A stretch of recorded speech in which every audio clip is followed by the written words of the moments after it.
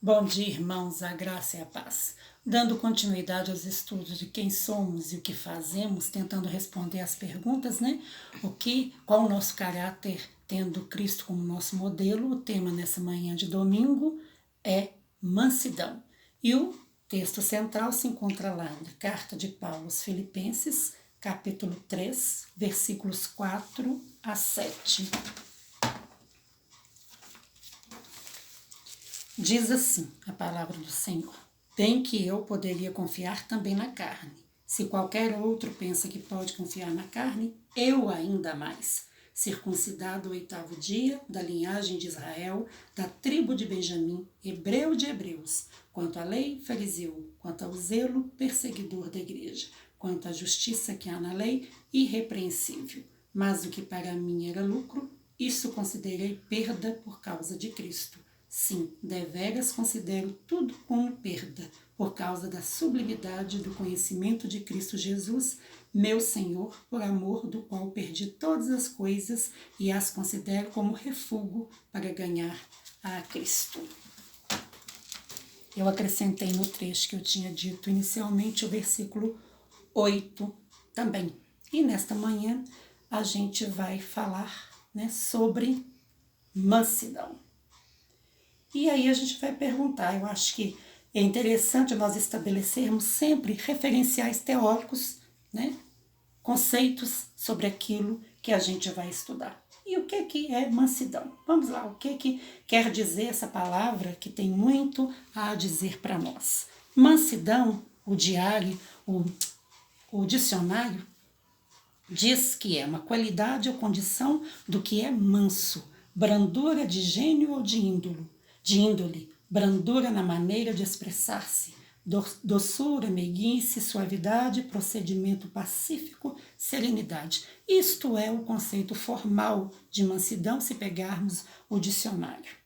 Na visão, o conceito do mundo, principalmente neste contexto atual, as pessoas vão apontar que seria fraqueza, debilidade, despreocupação e folga, né? Uma pessoa folgada seria uma pessoa mansa.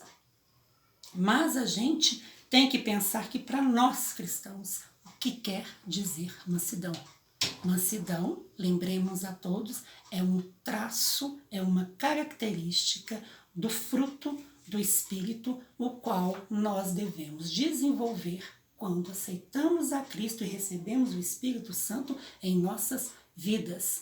Então, mansidão não é nem a definição teórica e formal de um dicionário e nem é a visão corriqueira e banal do mundo, mas sim diz para nós que somos cristãos algo do nosso caráter que tem que ser desenvolvido ou temos que buscar desenvolver dia a dia. E vai aí um recado, não é algo que seja inato a nós. O ser humano não é naturalmente manso dentro da perspectiva cristã, dentro da perspectiva bíblica.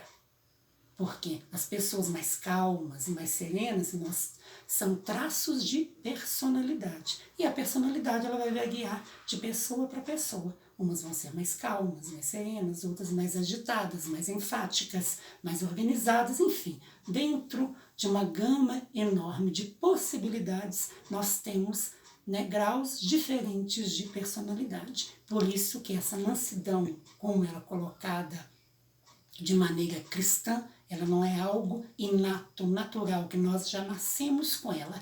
É algo que nós devemos cultivar e desenvolver, tal qual os outros traços da característica do fruto do Espírito.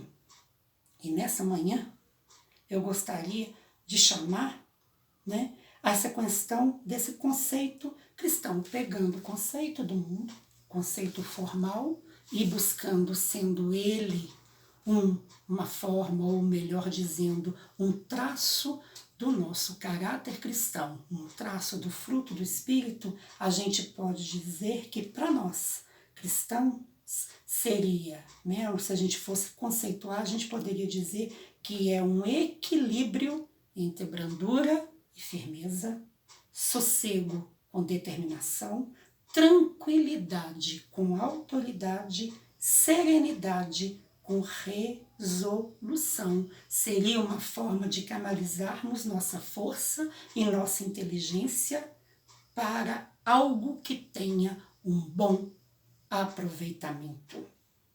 Aí nessa manhã a gente vai buscar 2 exemplos bíblicos que fizeram isso. Um está lá no Velho Testamento e o outro está no Novo Testamento.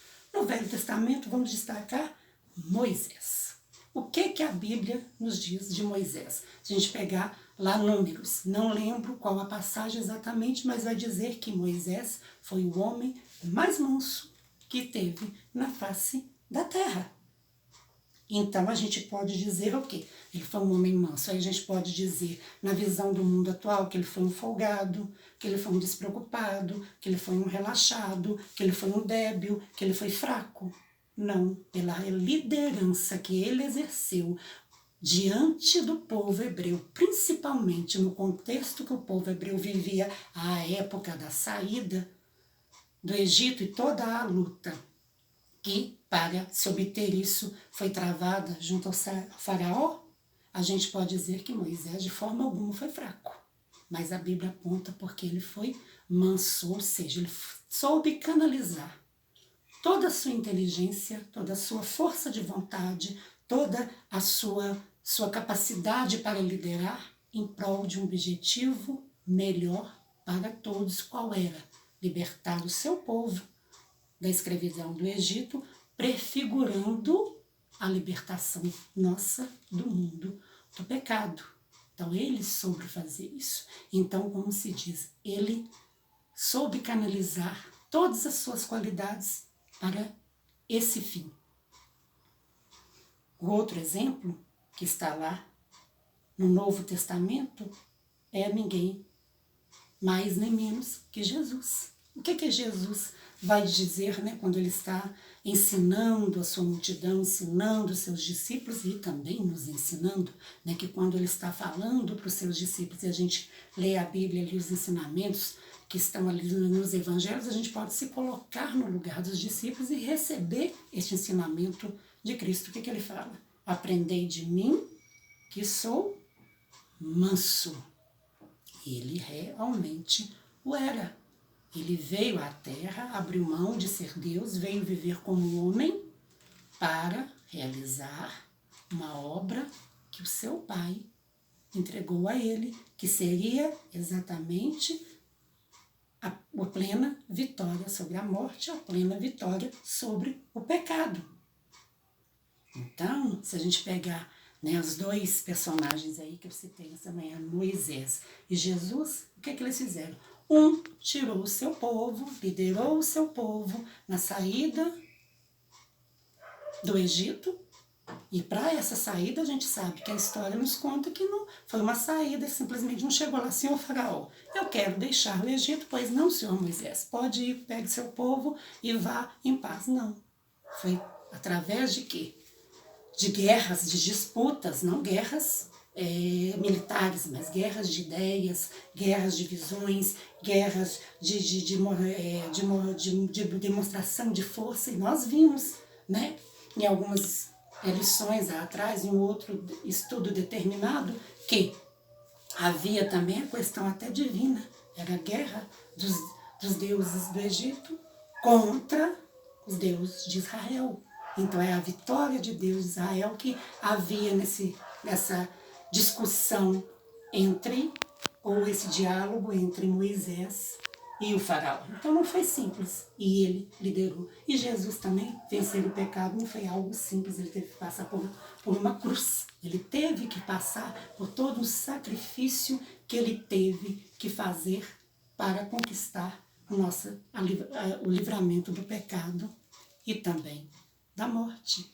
Mas só que ele foi manso. Ele tratava as pessoas com consideração, ele se importava com as pessoas, ele chegava, ele ouvia, ele buscava se colocar no lugar das pessoas, mas ele tinha liderança, ele tinha firmeza, ele tinha serenidade com força, ele tinha as características que nós elencamos aqui, se a gente fosse falar de uma visão bíblica, né? Ele tinha determinação, mas sossegado. Vamos lembrar da tempestade, né, no mar, que ele veio andando sobre o mar bravio. Outro exemplo, os discípulos o acordaram: mestre, o mar está revoltado e o senhor dorme? E ele olha: homens de pouca fé. Ou seja, ele tinha sossego com determinação, porque ele foi lá e acalmou a tempestade. E aí ele também exercia autoridade com tranquilidade. Né? Ele tinha resolução dos problemas, mas de forma serena, tão serena que aceitou o julgamento e a sua morte, né? A sua decisão de passar pela cruz. Porque ele tinha algo melhor para fazer, ele tinha algo melhor para ser aproveitado, ele tinha algo melhor para fazer por nós. Então, a gente pegando esses dois modelos, a gente vai pensar no seguinte: um tirou o seu povo do Egito, que seria a preconização do mundo do pecado, e o outro veio para livrar totalmente do pecado, totalmente da morte, fazendo cumprir o propósito de seu Pai. E aí a gente tem que pensar, né, que mansidão não é passividade. A gente tem que sempre desejar a paz, que nós vimos em lições anteriores, e buscar a nossa edificação e deixarmos tudo aquilo que é inútil para trás, sem fazermos discussão. E também a gente tem que pensar que a mansidão é recomendação para a nossa vida. A Bíblia está cheia de mensagens ou de passagens que nos recomenda a mansidão. Podemos citar aqui o livro de Sofonias, que fala: devemos buscar a mansidão, devemos seguir a mansidão, conselho de Paulo para Timóteo, revestir-nos de mansidão, conselho de Paulo aos Colossenses, andar em mansidão, conselho de Paulo aos Efésios, responder com mansidão, carta de Pedro, disciplinar com mansidão, novamente, conselho de Paulo para Timóteo, e se corrigir quando há necessidade de correção, um ao outro com mansidão, ou seja, com firmeza, mas também com determinação, com tranquilidade, mas com autoridade. E nesta manhã de domingo eu gostaria de refletir sobre dois casos, né, dois aspectos que a mansidão tem a ver com o nosso relacionamento com Deus e nosso relacionamento com os outros.